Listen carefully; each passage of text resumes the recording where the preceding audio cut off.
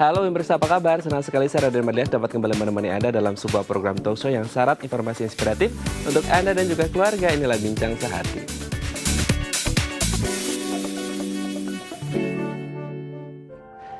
Ya pemirsa, setiap orang yang memasuki usia lansia atau lanjut usia gitu ya, pasti ingin menikmati hari-hari tuanya dengan baik gitu. Sehat segala-galanya, sehat fisik dan juga sehat mental. Tapi untuk menjaga kesehatan lansia, ini bukan perkara yang mudah karena kondisi tubuh lansia yang memang rentan terhadap segala jenis penyakit. Oleh karena itu kita harus tahu nih, apa-apa saja yang harus kita lakukan untuk menjaga kesehatan lansia. Nah, inilah topik yang akan kita bahas hari ini, yaitu kesehatan lansia. Namun sebelum membahasnya, kita akan membahas terlebih dahulu nih beberapa mitos dan fakta seputar kesehatan mental lansia. Kita lihat yang pertama. Ya, yang pertama adalah tidak mudah beradaptasi karena mungkin gini ya, dulu kan hidupnya 9 to 5 gitu ya, kerja di kantor jam 9 pagi sampai jam 5 sore, ketemu banyak orang, ada deadline yang akhirnya sekarang harus berganti, berubah secara drastis di rumah aja gitu. Nah, apakah kemudian ini agak susah juga untuk beradaptasi? Mungkin seperti itu gitu ya, jadi agak tidak mudah gitu untuk mereka untuk melakukan perubahan seperti itu ya. Kita lihat yang kedua. Kurang bahagia. Nah, ini tadi mungkin ada hubungannya dengan tidak mudah beradaptasi dengan perubahan. Karena apa? Karena mungkin sebelum-sebelumnya ini ketemu teman-teman kerja, ada deadline, ketemu orang, meeting. Hingga akhirnya mereka they love meeting people. Tapi ketika sudah lansia, mereka harus di rumah aja. Jadi kayak kurang bahagia gitu. Ada yang kurang gitu ya. Oke, kita yang ketiga. Pola pikir kuno. Nah, ini mungkin ada gap generasi antara anak-anak milenial, Gen Y gitu ya, atau Gen X gitu kan. Yang kemudian mereka ini generasi baby boomers, masih orang-orang konvensional. Nah, ketika harus akhirnya di usia lansia, terus generasinya berubah sangat drastis, mereka masih punya pemikiran atau pola pikir yang agak kuno seperti itu ya. Oke, kita lanjut ke yang keempat. Sering lupa. Nah, ini mungkin penyakit yang sering kita dengar yang selalu menyerang lansia, seperti demensia ataupun Alzheimer, atau yang mungkin yang sedikit case-nya agak lebih kecil, mungkin short term memory loss gitu ya. Nah, apakah kemudian memang selalu yang namanya lansia ini punya penyakit lupa? Nanti akan kita bahas ya. Oke, yang kelima yang terakhir adalah kesepian. Nah, mungkin ini sering yang terjadi sama oma opa kita atau nenek kakek kita di rumah ketika mereka sudah lansia. Pasti keluarga kita kayak nggak tega, akhirnya ya udahlah oma opa di rumah aja, nggak usah kemana-mana gitu kan, karena mereka mungkin kasihan dan takut kalau harus kemana-mana, takutnya pikun atau apa yang akhirnya tersesat. Padahal sebenarnya lansia tetap harus diberikan aktivitas supaya otaknya tetap bekerja secara aktif. Oke, itu tadi 5 mitos atau fakta seputar kesehatan mental lansia. Apakah ini sekadar mitos belaka atau beneran fakta? Kami akan membahasnya sesaat lagi. Tetap bersama kami di Bincang Sehati.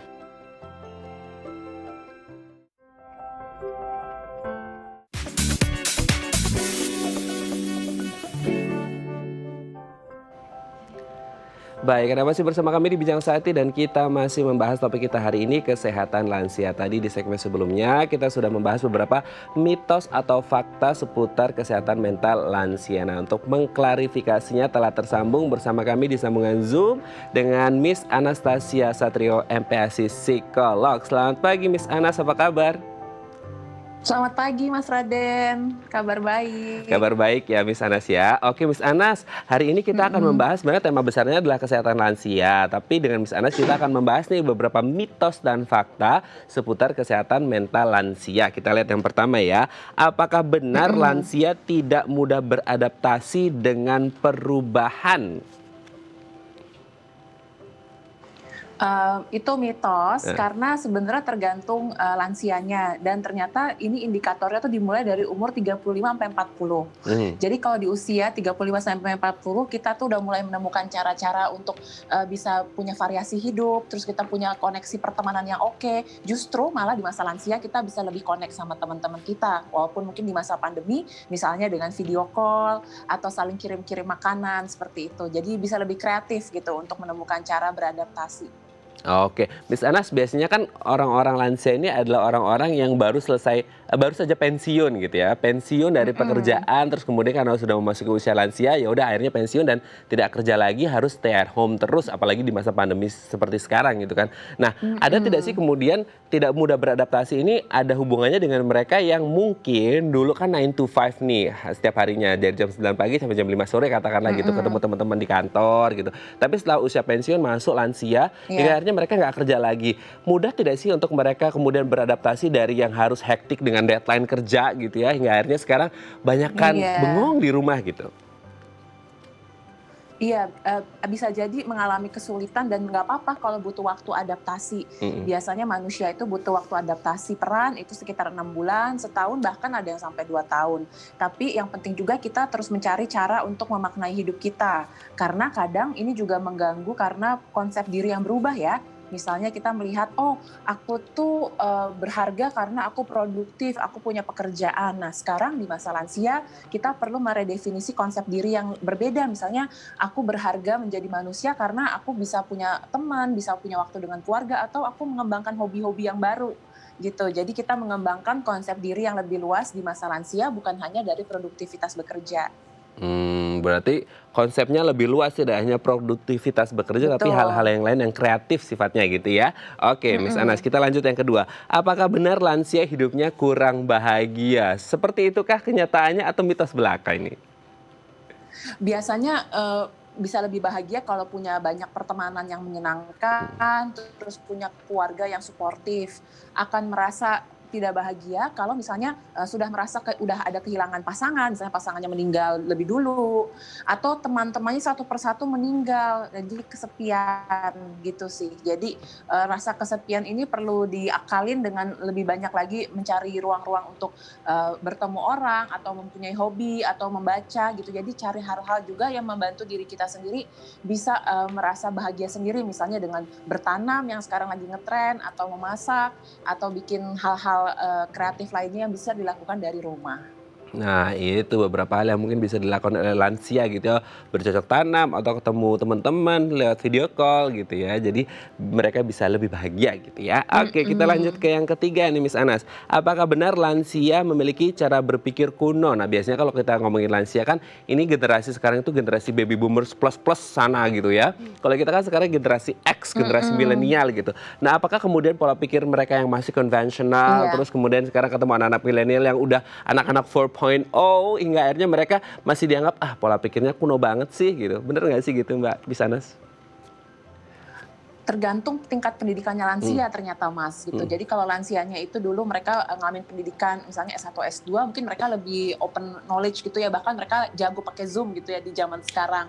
Tapi kalau misalnya lansianya itu pendidikannya mungkin terbatas SMA dan nggak terlalu banyak membaca, nggak cari pengetahuan, cenderung mereka ya kuno cara mikirnya gitu. Jadi ternyata lansia pun nggak bisa kita patok sama ya, seperti misalnya kita samakan remaja sama semua homogen, lansia juga demikian. Jadi lansia pun juga beragam dan kita mesti lihat tadi kayak tingkat pendidikan, terus dia seberapa dia terbuka sama informasi. Tapi yang perlu dipastikan untuk melatih kognitif atau cara berpikir lansia memang harus terus dilatih dengan membaca, ngobrol sama orang, karena kalau nggak ada interaksi otaknya makin lama makin mengecil dan nanti makin lupa, makin gampang pikun, dan nah, olahraga juga.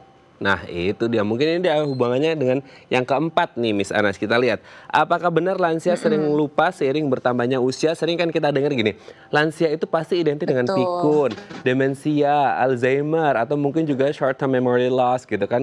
Bentar-bentar lupa gitu. Nah, apakah Mm-mm. memang seiring bertambahnya usia, setiap lansia pasti akan mengalami pikun atau sering lupa? Atau sebenarnya ini bergantung pada ketika masa muda mereka, pola hidup, gaya hidup, dan lain sebagainya?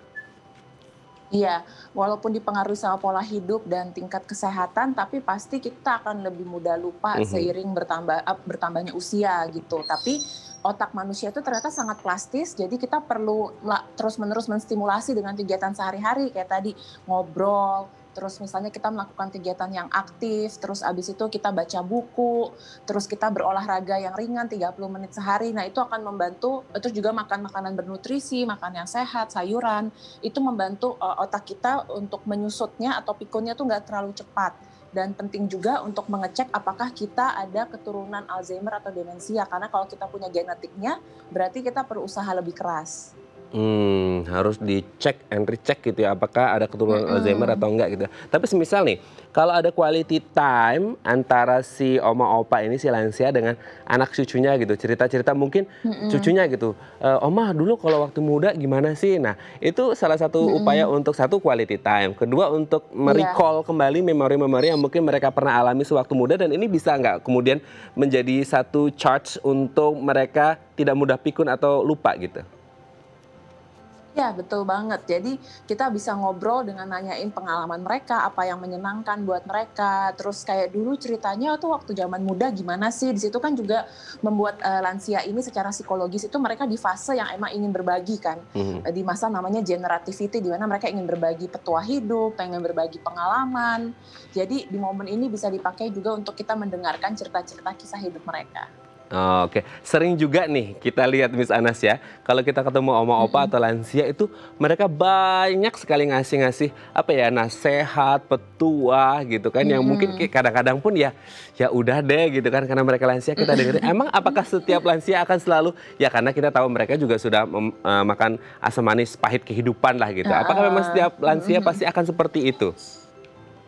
Enggak juga sih, karena lansia pun juga punya kepribadiannya, tapi secara umum mereka punya kebutuhan untuk bercerita yang besar ya, karena mungkin rasa kesepian. Jadi kalau ketemu orang atau orang baru atau anak cucunya tuh pengennya banyak ngasih petua-petua gitu. Jadi makanya untuk lansia pun juga mereka harus punya kegiatan yang sendiri juga, maksudnya kegiatan mereka membaca sendiri atau memasak sendiri, bercocok tanam sendiri. Jadi balance antara kebutuhan untuk sendiri mengaktualisasikan diri dengan kebutuhan untuk bersama orang. Kalau nggak nanti orang-orang lain ikutan capek gitu bersama-sama karena terlalu banyak diomongin. Oke, tapi biasanya nih Miss Anas, kalau oma opa ketika ngasih petua, nasihat atau segala macam kan mungkin ya bagi sebagian orang kayak aduh ini nggak relevan banget dengan kondisi sekarang, mungkin yang dunia 4.0 sama baby boomers kan agak beda kan gitu. Nah ketika akhirnya itu tidak diaplikasikan oleh si anak cucunya, mungkin hingga hanya mereka mudah marah gitu. Nah sering kita lihat juga lansia-lansia ini agak labil gitu emosinya. Apakah memang setiap lansia akan mengalami labil? Tadi kan misalnya juga sempat melihat, sempat mengatakan ya mereka akan kembali ingin bercerita segala macam, ingin ada exist gitu kan. Apakah memang selalu emosinya labil? Iya, pertanyaan bagus nih Mas Raden. Sebenarnya biasanya terkait sama perubahan hormonal, perubahan tubuh dan konsep diri. Kalau di lansia perempuan karena sudah mengalami menopause itu kan hormonnya berubah sekali ya.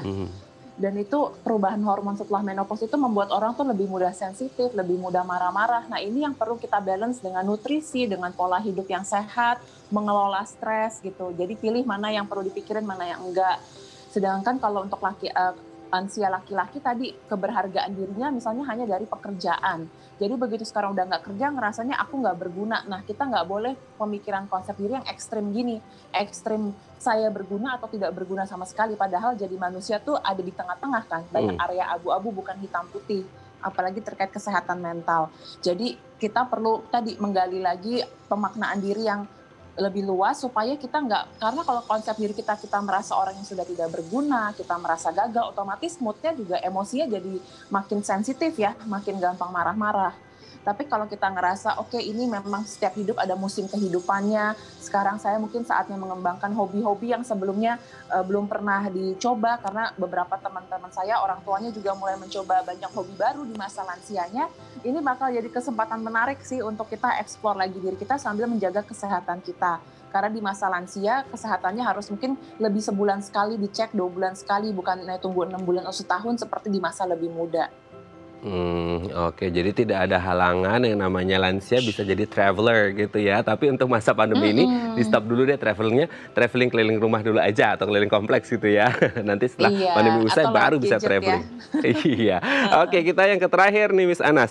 Apakah benar lansia itu selalu kesepian? Sering kan kita lihat kalau oma opa itu di rumah paling nyulam, paling tidur gitu, nggak ngapa-ngapain. Apakah memang mereka akan selalu merasa kesepian atau memang mereka tidak diberikan jalan dari keluarganya untuk bertemu dengan orang-orang lain, entah apakah reuni teman-teman SD-nya, SMP-nya atau SMA-nya gitu? Iya, memang kalau dari riset dilaporkan lebih banyak lansia merasa kesepian gitu kan, terutama karena apalagi kalau yang pasangan hidupnya udah meninggal. Mhm. Terus juga, teman-temannya mulai makin banyak meninggal gitu.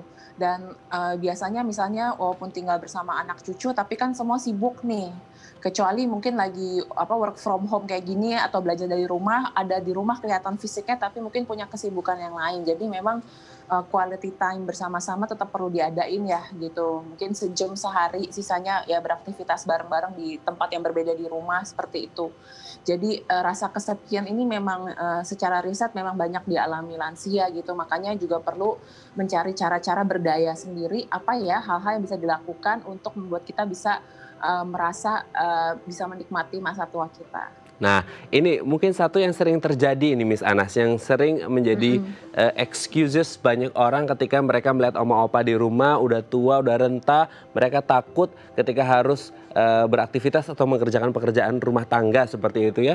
Jadi akhirnya mereka Mhm. nyuruhnya, udah oma tidur aja, udah istirahat aja gitu. Padahal sebenarnya ketika mereka istirahat aja, tidur aja, itu nggak ngapa-ngapain, justru akan berdampak lebih buruk nggak sih, baik kesehatan fisik maupun mentalnya ke Betul. depan lansia. Boleh mungkin mengerjakan pekerjaan rumah tangga yang simpel-simpel gitu mungkin ya Miss Anas, untuk kemudian melatih kinerja otaknya tetap aktif gitu nggak sih?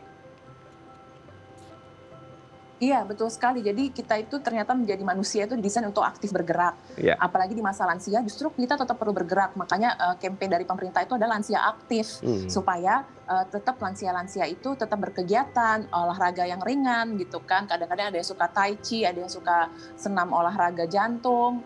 Terus juga kalau sekarang nggak bisa keluar rumah bisa pakai YouTube gitu. Terus melakukan aktivitas-aktivitas di rumah juga gitu kan. Seperti menyapu atau cuci piring atau menata-nata dan ya itu baca buku misalnya atau bercocok tanam. Nah, aktivitas-aktivitas ini sangat-sangat penting buat lansia. Kadang-kadang justru yang anak-anak yang lebih mudanya nih, anaknya atau cucunya yang bilang jangan ya, Mhm. padahal lansianya masih pengen. Nah, itu ya kita harus ngikutin juga lansianya apa dan juga cek ke dokter gitu karena di setiap kondisi lansia berbeda-beda, tapi secara umum kalau tidak terlalu ada masalah penyakit yang berarti, mereka justru sangat butuh beraktivitas gitu. Kita aja kalau nggak beraktivitas suntuk ya. Iya. Apalagi orang-orang lansia yang misalnya mereka udah nggak ada kerjaan yang produktif, terus kita nggak boleh mereka berkegiatan, itu malah bisa rentan lansia mengalami depresi juga gitu. Jadi kegiatan aktif, connect sama teman, punya hobi, itu menjadi salah satu hal-hal yang bisa dilakukan di masa lansia. Oke, berarti tetap harus aktif meskipun sudah masuk usia lansia supaya tetap kinerja otaknya berpikir Mm-mm. dengan aktif gitu ya dan tetap sehat selalu. Baik, terima kasih Miss Ana sudah berbagi bersama kami di Sama-sama Bincang Mas Sati pagi Raden. hari ini. Sehat-sehat terus dan salam untuk keluarga di rumah Miss Amin. Anas. Baik pemirsa, selanjutnya kita akan membahas topik kita hari ini, kesehatan lansia. Bagi Anda yang memiliki pertanyaan, Anda bisa menghubungi kami di nomor 021 290 32644 atau DM Instagram kami di @bincangsati.tv. Kami akan segera kembali.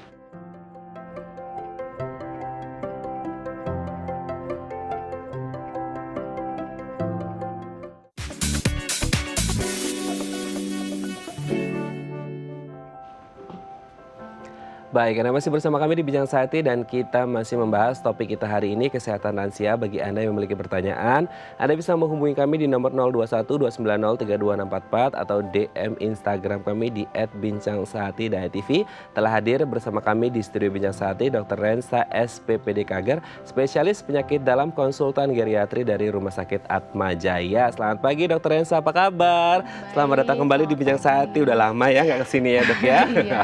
Oke, dok, hari ini kita akan membahas tentang kesehatan lansia. Tapi kalau yang kita bahas dulu nih, yang dimaksud dengan lansia itu siapa dan dari usia berapa kira-kira? Ya, kalau di Indonesia itu kita masih mengacu pada undang-undang ya, Republik Indonesia tahun 1998. Oke. Jadi seseorang dikatakan usia lanjut atau lansia bila telah mencapai usia 60 tahun ke atas. Nah, sebenarnya ada pembagiannya lagi. Oh, oke. Ya, jadi lansia itu dibagi lagi, ada 3 Ada kelompok. 3. Yang pertama disebut lansia muda, Oh, agak aneh ya, masih lansia tapi dan muda. Oke. Lansia muda itu usianya 60 sampai 69 tahun. 60, 60, 69. Oke, kemudian lansia madya itu 70 sampai 79 tahun. Kemudian yang 80 tahun ke atas itu lansia tua gitu ya. Dan ada yang disebut dengan pralansia. Ini siap-siap nih. Ada juga Iya, pralansia. Berarti kalau sebelum umur 60 atau gimana? Tidak, 45 sampai 59 tahun. Ya ampun, Itu udah masuk alhamdulillah belum ya, pralansia. Dok. Jadi itu kriteria yang ditentukan oleh Biro Pusat Statistik kita ya, Badan Pusat Statistik BPS di Indonesia. Oke. Berarti memang ada beberapa ya, tadi pralansia 45 sampai 59. Enggak, yang 45 sampai 59 itu pralansia ya. Pralansia ya, lansia muda itu 60 ke 60 atas, sampai 69, terus lansia madya itu 70 sampai 79 dan lansia tua, udah lansia tua ya 80 pasti tahun tua lah ke ya, atas. 80 ke atas ya. Oke, tapi ada tidak sih Dok yang kemudian menjadi sifat atau karakter atau perilaku seseorang yang bisa dikatakan ini sudah lansia gitu? Ya, mungkin gini, kalau kita sih tetap memakai aturan usia tadi ya. Tapi kalau kita bisa ya mengira-ngira ya, karena ada karakter khusus lah gitu ya kalau pada populasi lansia. Yang paling dominan tuh sebenarnya penurunan kondisi fisiknya. Kondisi ya. fisik. Jadi secara kasat mata kita bisa melihat lah ya, ada beberapa perubahan. Yang paling sering tuh anggota geraknya mungkin pada saat berjalan butuh bantuan, kemudian yang lain sebenarnya saat melakukan aktivitas sehari-hari yang mungkin tidak sesigap usia muda gitu ya. Tidak Jadi selincah usia muda ya, gitu ya. kemudian ditambah lagi mungkin tambahan karena kondisi fisik mulai menurun, ya mudah sekali sakit ya. Jadi banyak timbul beberapa keluhan kesehatan. Gitu ya. Termasuk juga kesehatan penyakit-penyakit degeneratif gitu ya Dok ya? Betul, jadi itu kan memang seiring dengan bertambahnya usia, fungsi organ mengalami perubahan, dikatakan malah menurun gitu ya. Jadi mudah sekali untuk timbul banyak penyakit di berbagai organ gitu. Oke, tapi dengan kondisi lansia yang memang rentan terhadap segala jenis penyakit terutama degeneratif, ini sebenarnya ada hubungan nggak sih dengan gaya hidup atau kebiasaan mereka sewaktu muda Dok? Iya, betul sekali. Justru itu salah satu faktor yang dianggap sangat penting. Pada saat usia lanjut itu sebenarnya mencerminkan fase kehidupan sebelumnya. Ya? Ya, jadi tidak ada satu penyakit degeneratif yang terjadi hitungan singkat ya. Jadi pasti dia butuh waktu, butuh proses menahun gitu ya, kronis kita sebutnya. Jadi ya kita harus lihat pola hidup yang lalu tuh seperti apa sehingga menyebabkan kondisi sekarang pada saat lansia misalnya begitu. Oke. Kalau tadi dokter mengatakan gaya hidup atau kebiasaan menjadi salah satu faktor atau indikator yang sangat penting terhadap kesehatan lansia, berarti ada beberapa faktor yang lain dong Dok selain gaya hidup atau kebiasaan. Hal-hal apa saja itu? Iya, memang kalau setiap manusia kan ada, kita sebutnya secara genetik itu ada yang dibawa ya. Jadi salah satu faktor yang perlu diperhatikan itu ya, jadi faktor genetik ya, mungkin ada beberapa penyakit tertentu yang resikonya dibawa, tapi yang lain sebenarnya faktor lingkungan juga penting ya. Jadi lingkungan tuh apa yang ada terjadi di luar, apa yang kita konsumsi sehari-hari, apa yang kita lakukan, paparan terhadap apa yang kita alami setiap harinya gitu ya. Kalau itu semua bisa dijaga, sebenarnya sih tingkat kesehatan pada saat lansia harusnya lebih baik. Gitu ya. Kalau dari faktor lingkungan, apa yang sebenarnya yang baik dan tidak baik Dok? Karena sekarang kan kita berpikir kalau yang kita kan pasti selalu berhubungan dengan lingkungan sekitar kan. Yang baik dan tidak baik untuk lansia apa sebenarnya? Iya, kalau lingkungan yang baik itu sebenarnya kita harus melihat dari dua sisi, aspek fisiknya dan juga sosial ya. Kalau fisik itu kebersihan ya, terkait dari higienitas, kemudian paparan udara, apakah polusinya tinggi atau tidak, kemudian ya yang lain-lain yang terkait aspek fisik tuh yang bisa dinilai ya dengan mudah. Kemudian yang lain sosial, jadi relasi dengan orang lain.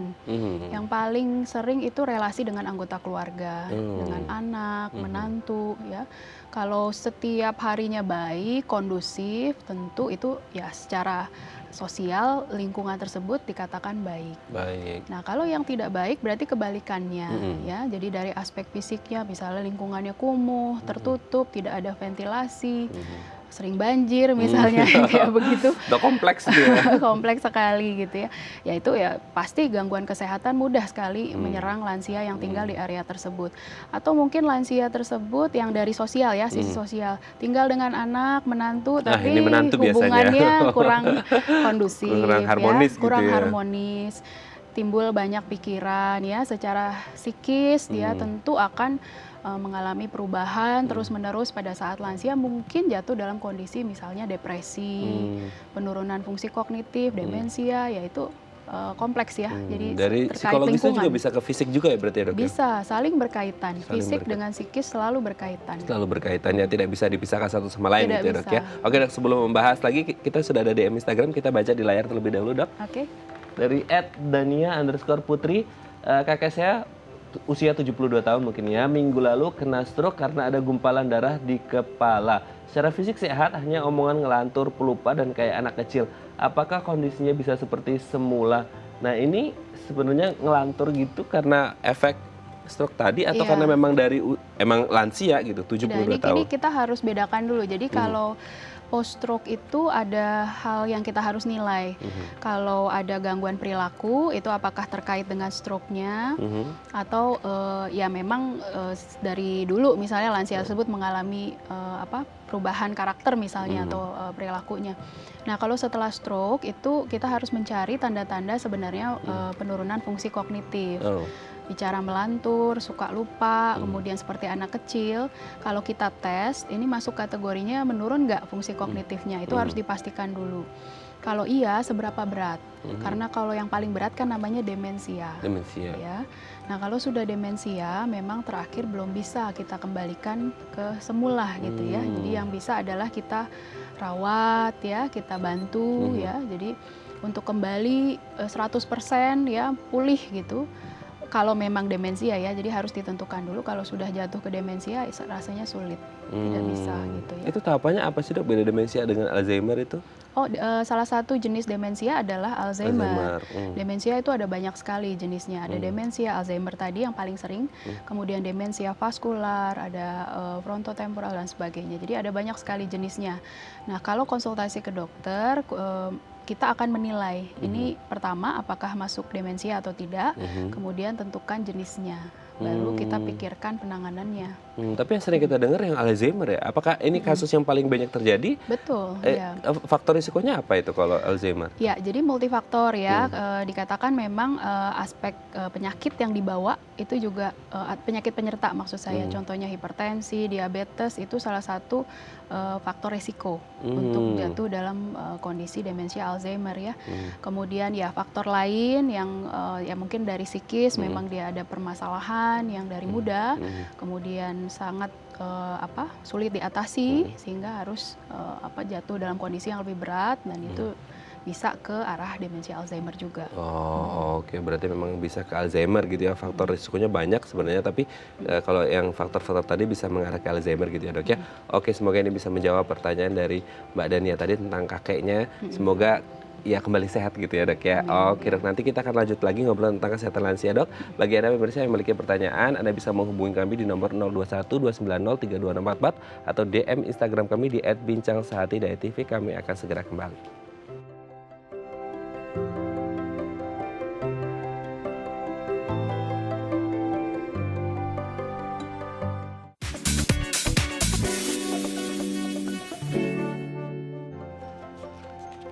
Baik, Anda masih bersama kami di Bincang Sehati dan kita masih membahas topik kita hari ini, kesehatan lansia. Bagi Anda yang memiliki pertanyaan, Anda bisa menghubungi kami di nomor 021 290 32644 atau DM Instagram kami di @bincangsehati.tv. Masih bersama dengan Dr. Rensa SPPD Kager, spesialis penyakit dalam konsultan geriatri dari Rumah Sakit Atma Jaya. Dok, kalau kita berbicara tentang lansia nih dok, kan tadi dokter sudah menyebut ini kan rentan, karena mungkin degeneratif juga dan segala macamnya gitu, karena faktor bertambahnya usia gitu. Nah sebenarnya kalau seorang lansia ini mengalami penyakit dok, apakah ini akan mengganggu fungsi organ tubuh yang lainnya gitu? Iya. Ya betul, karena gini, secara umum kan ya seiring bertambahnya usia, semua organ terpengaruh ya, sudah mulai fungsinya pelan-pelan dia akan menurun. Nah kalau ditambah lagi ada penyakit, ya contohnya aja ya penyakit kencing manis misalnya. Kencing manis itu kan bekerjanya atau berjalannya tuh tidak hanya satu organ, tapi multi organ. Berarti akan banyak sekali yang terpengaruh. Yang paling sering itu adalah area ginjal ya, jadi kemudian yang lain ke otak atau pembuluh darah manapun ya, pembuluh darah jantung dan sebagainya. Jadi fungsi organ pasti langsung terpengaruh dan paling sering menurun ya. Jadi setelah kena sakit Berikutnya ya udah panjang gitu ya ceritanya, yang mungkin pada usia dewasa muda bisa membaik, bisa recovery, mungkin pada lansia butuh waktu, dan bahkan mungkin malah ada tambahan organ yang rusak gitu. Berarti ini akan menyebabkan juga bisa komplikasi ya, Dok ya? Betul, komplikasi itu sangat mudah terjadi ya pada lansia. Jadi mungkin kalau kita yang muda batuk pilek ya, tidak sampai infeksi berjalan ke saluran nafas bawah sampai ke paru misalnya. Karena lansia sudah bisa hilang, lansia bisa. Jadi dari influenza biasa saja itu bisa menyebabkan infeksi di paru, kita sebutnya pneumonia. Nah, jadi kondisi yang tidak wajar ya sebenarnya, karena harusnya itu penyakit ringan, bisa sembuh dan sebagainya. Jadi sebagian besar kita harus lebih hati-hati pada lansia kalau mengalami penyakit. Ya, kita harus awasi benar-benar organ-organ semuanya aman atau tidak, gitu ya. Oke, berarti untuk yang biasa-biasa bagi kita dewasa muda, tidak biasa bagi lansia karena efeknya sangat luar biasa, risikonya sangat besar sekali gitu ya, karena mungkin kondisi tubuhnya juga tidak baik, karena harus ekstra hati-hati gitu ya. Nah, kalau ngomongin tentang kondisi lansia yang memang rentan dan harus ekstra hati-hati gitu ya, Dok ya, apakah memang mereka mutlak butuh pendamping atau caregiver gitu? Iya, kalau memang lansia tersebut tergantung dan masuk kategori tergantung kita sebutnya, jadi tidak mandiri. Ya, jadi dependent ya, itu butuh pendamping, caregivers. Caregivers itu macam-macam ya, bisa dari keluarga, misalnya anak, atau pokoknya yang ada hubungan keluarga ya, atau mungkin karena tidak ada bantuan dari sisi keluarga ya mungkin dari pihak ketiga ya, jadi pramurawat kita sebutnya itu yang terlatih, kemudian harus mendampingi keseharian ya. Sebagian besar lansia yang dependen, yang tergantung itu butuh pendamping, gitu, supaya lebih aman. Oke, di titik mana sih ketika kita tahu bahwa kondisi lansia ini agak kurang baik dan harus ketemu dokter mungkin gitu untuk berkonsultasi gitu? Iya, sebagian besar kalau gejalanya akut. Jadi baru hitungannya cepat gitu ya, Tiba-tiba hari, gitu ya? jam, tiba-tiba. Sebelumnya tidak ada, kemudian ada keluhan itu. Nah, itu harus segera periksa sebenarnya ya, entah ke dokter atau ya mungkin tenaga medis ya. Karena kalau ada sesuatu yang tiba-tiba itu tandanya ada kondisi akut yang harus segera diatasi. Kalau pada lansia, sulitnya adalah gejalanya tuh tidak khas. Misalnya infeksi tapi kok keluhannya tidak nafsu makan gitu ya. Gitu. Jadi kadang melenceng gitu ya dari yang Penyakit dan gejalanya beda gitu ya? beda. Paling sering gangguan makan memang. Jadi kalau seorang lansia sudah nafsu makan menurun, itu ada sesuatu yang harus dicari. Ya, atau mungkin kesadarannya menurun ya, jadi cenderung tidur, sulit bangun gitu ya. Udah sehari-hari biasanya pagi bangun, aktivitas ringan di rumah, tapi kalau mendadak tidak sulit dibangunkan, cenderung tidur, tuh pasti ada hal lain yang harus diperiksakan. Oke. Masalah itu kalau lagi sakit gitu ya, ada emergency yang harus dilakukan. Tapi kalau semisal untuk mencegah mereka terkena penyakit, apalagi yang akut tiba-tiba gitu, apakah menjelang lansia atau pas masuk usia lansia itu mereka membutuhkan vaksin gitu nggak sih, Dok? Diberikan vaksin apa yang supaya daya tahan tubuhnya, kekebalannya bisa lebih baik dibandingkan mungkin lansia-lansia yang tidak mendapatkan vaksin? Iya, pada lansia justru harus vaksin. Ya, ada namanya vaksinasi khusus dewasa. Ada banyak anjuran ya, tapi kalau untuk lansia minimal itu ada vaksin rutin untuk influenza. Diberikannya setahun sekali, cukup setahun sekali. Kemudian vaksin untuk pneumokokus, pneumokokus itu penyebab pneumonia atau infeksi paru. Cukup sekali seumur hidup, bayangin itu mudah ya sebenarnya. Di usia berapa itu, Dok? Di atas 60 tahun Di atas 60 silahkan. tahun. Jadi itu di rumah sakit atau di klinik vaksin itu biasanya sudah ada anjuran. Atau vaksinasi dasar ya, hepatitis B dan sebagainya itu sebaiknya dilengkapi. Nah, nanti ke depannya mudah-mudahan vaksin untuk COVID ya. Nah, ini sangat penting nih, dan studi sedang berjalan. Kita berdoa ya bersama supaya untuk lansia tuh ada progres yang bagus ya untuk imunitasnya, sehingga bisa diberikan juga untuk populasi lansia. Nah, itu berkaitan dengan vaksin dan COVID ini menjadi satu hal yang sangat diharapkan bukan hanya di Indonesia tapi juga 200 lebih negara di dunia gitu ya, Dok ya. Nah, kalau berbicara tentang vaksin COVID yang still on progress gitu lah ya, kita doakan semoga cepat gitu ya, apalagi untuk lansia. Apakah kan kita kemarin selalu dengar dan memang sepertinya seperti itu, lansia adalah range usia yang paling rentan terkena paparan COVID-19, apalagi bagi mereka yang punya penyakit penyerta gitu ya dok ya. Nah sebelum vaksinnya ketemu, sebelum treatment yang lebih oke lagi untuk merawat mereka yang suspek gitu, apa yang harus dilakukan untuk meminimalkan risiko lansia ini terpapar COVID-19? Iya. Prinsipnya seperti anjuran pemerintah ya, upayakan selalu di rumah. Kalaupun di rumah hindari kontak dengan orang-orang yang masih keluar masuk rumah ya. Ini sering sekali lansia jadi korban. Karena anaknya mungkin masih kerja aktif keluar gitu ya. Jadi kalau mau bertemu dengan orang tuanya yang lansia itu dia harus kondisi tubuhnya bersih, sudah mandi baru bisa bersentuhan ya. Selebihnya tidak boleh. Jadi walaupun lansia tetap di rumah ya kan aktivitas tetap harus berjalan ya. Jadi nah, untuk lansianya itu sendiri sebenarnya harus sering diperhatikan kebersihannya ya. Jadi menggunakan hand sanitizer, cuci tangan sering-sering itu tetap dijalankan, gunakan masker kalau memang harus menerima orang luar ya yang baru tetangga bahkan ya hanya untuk ngobrol dan sebagainya itu harus menggunakan masker tetap.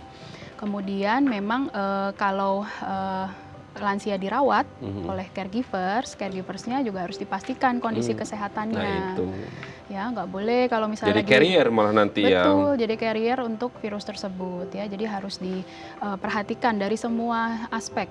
Kalau memang tinggal di rumah sendiri, ya harus sering dikontak, video call ya, atau mungkin ada aktivitas sekali-sekali rekreasi ketemu ya dengan orang dengan keluarga lain supaya tidak terlalu merasa kesepian ya.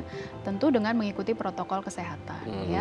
Jadi tetap ada interaksi dengan memperhatikan protokol kesehatan. Sehingga kebutuhan medis dan psikisnya tetap terpenuhi gitu ya. Oke dok, sebelum kita lanjut sudah ada penelpon, kita sapa terlebih dahulu. Halo, selamat pagi. Dengan siapa di mana? Di Bandung. Halo, dengan siapa Ibu? Halo, dengan Ajeng di Bandung. Ibu Ajeng di Bandung. Silakan Bu Ajeng. Iya, ayah saya umurnya 52 tahun. 1 tahun yang lalu itu sempat mengalami stroke ringan. Nggak ada kelumpuhan fisik, tapi ada penurunan memori dan perubahan perilaku kayak sering melamun gitu. Nah, 2 bulan terakhir ini perubahan perilaku dan daya ingatnya makin memburuk. Kayak lupa arah jalan, kehilangan nafsu makan, jarang ngomong, sering marah, nggak pernah jawab kalau ditanya gitu, dan sering diem aja. Nah, apakah ini depresi pasca stroke, dan apa yang harus kami lakukan di rumah agar kondisi ini nggak semakin memburuk gitu dok? Oke, sudah jelas dok? Ya. Sudah jelas ya, baik, terima kasih Bu Ajeng yang ada di Bandung. Kita coba jawab 52 tahun gitu. 52 tahun ya. Jadi kalau setelah stroke yang tadi mungkin seperti yang pertanyaan sebelumnya, itu ada perubahan pasti ya di organ otaknya ya, dan salah satunya yang mengatur fungsi kognitif. Kalau memang ada gangguan perilaku seperti yang tadi sudah disebutkan, kita harus segera memastikan ini apakah depresi atau demensia, karena dua itu hal yang berbeda. Kalau cenderung moodnya menurun, depresif, mungkin itu lebih ke arah yang depresi. Tapi kalau ada yang melantur, bicaranya meracau, kemudian gangguan perilaku lain ya, itu mungkin ke arah demensia. Tentu saja ini harus dipastikan dulu. Dan kalau memang sudah diputuskan yang mana, itu ada penanganan dari segi obat ya. Jadi nanti ada obat-obatan tertentu yang kita berikan dan pengawasan.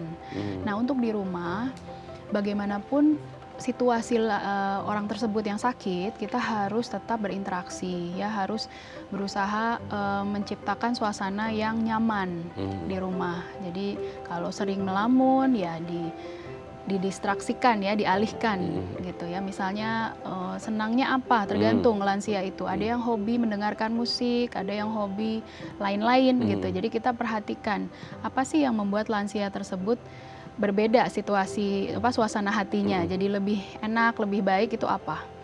Nah, kalau sudah tahu ya diupayakan ada stimulus tersebut di rumah. Jadi mungkin ada 1-2 kali kita perlu bicara ya, perlu tanya pelan-pelan, perhatikan ya gerak-geriknya, ini arahnya mungkin kita bisa bantu di mana gitu ya. Peran keluarga sangat penting sekali lagi karena pendampingan sebagian besar terjadi di rumah ya, karena kalau di rumah sakit hanya ketemu sekian jam gitu ya, mungkin setengah jam mungkin dengan dokter bicara dan sebagainya, tapi selebihnya kan lansia di rumah. Jadi kita harus melihat apa sih yang kondusif ya untuk situasi pasien tersebut gitu. Depresi masih mungkin, kalau tadi pertanyaannya demikian, masih mungkin depresi. Cuman kita harus mengkaji lebih detail. Ada caranya, di dokter akan dilakukan pemeriksaan spesifik untuk itu. Oh, harus tetap periksa ke dokter dulu, konsultasi dengan yang terbaik ya untuk mengetahui apa yang dibutuhkan oleh ayahnya gitu ya. Oke, semoga ini bisa menjawab pertanyaan dari Bu Ajeng yang ada di Bandung. Oke dok, nanti di segmen selanjutnya kita akan membahas tips-tips atau aktivitas yang bisa dilakukan oleh lansia untuk menjaga kesehatannya lebih baik gitu ya dok ya. Baik, pemirsa, bagi Anda yang memiliki pertanyaan, Anda bisa menghubungi kami di nomor 0212903264 atau DM Instagram kami di @bincangsehati.tv. Kami akan segera kembali.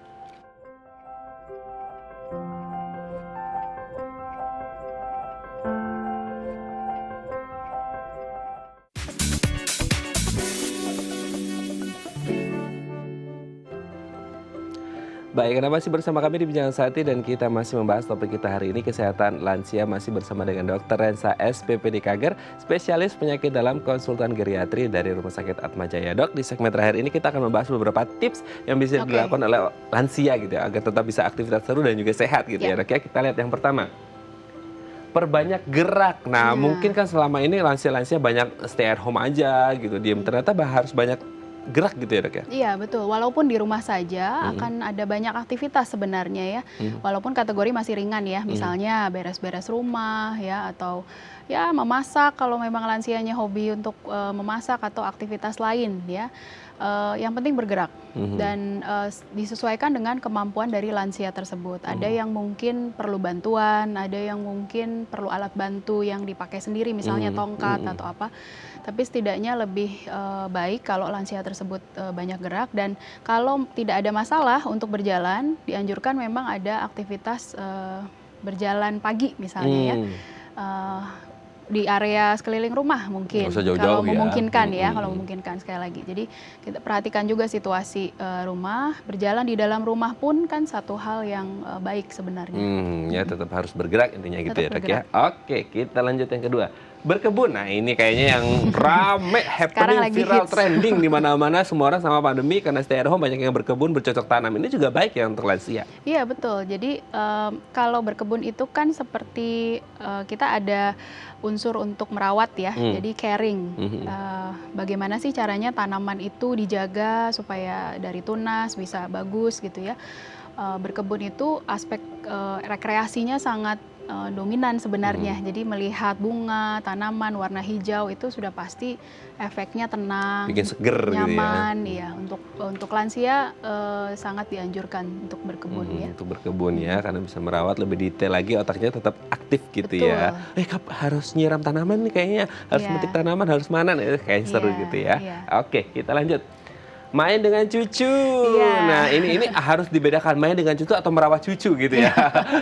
Jangan kemudian harus merawat cucu, bermain dengan cucu itu kegiatan yang fun juga untuk lansia ya dok? Iya, kalau di ilmu geriatri namanya aktivitas intergenerasi ya. Intergenerasi. Jadi antara usia yang jauh gitu ya, lansia dengan cucunya itu pasti ada perbedaan ya. Aktivitasnya mungkin disesuaikan. Kalau lansia mungkin nggak bisa yang terlalu berat ya, gendong-gendong atau ngangkat-ngangkat benda berat kan mungkin jangan terlalu dipaksakan ya. Yang paling sering kalau cucu tuh aktivitas misalnya dengan gadget ya. Sekarang lagi demam TikTok misalnya ya, seperti TikTok itu ya, main tapi ya hanya untuk senang-senang aja ya, untuk happy-happy aja. Jadi mungkin main dengan cucu ini satu alternatif ya untuk mendistraksi atau untuk mengisi waktu luang lah di rumah. Selain aktivitas gerak fisik, bisa ke fisiknya, ke organ tubuh, juga ada ketenangan, kebahagiaan gitu ya dok ya. Oke, kita lanjut selanjutnya.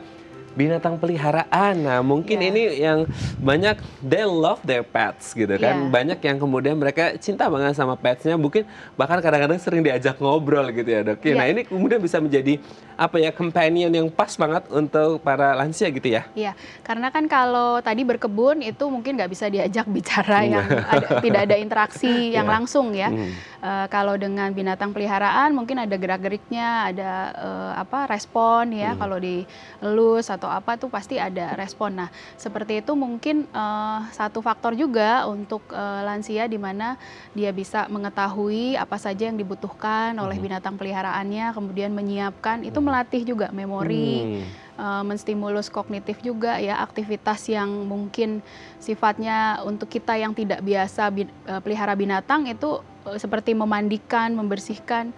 Kalau lansia bisa melakukan itu, rasanya bisa terstimulus terus otaknya ya untuk melakukan aktivitas yang spesifik kita sebutnya ya. Jadi ada persiapannya, ada cara-caranya ya. Jadi ini salah satu alternatif juga sih untuk.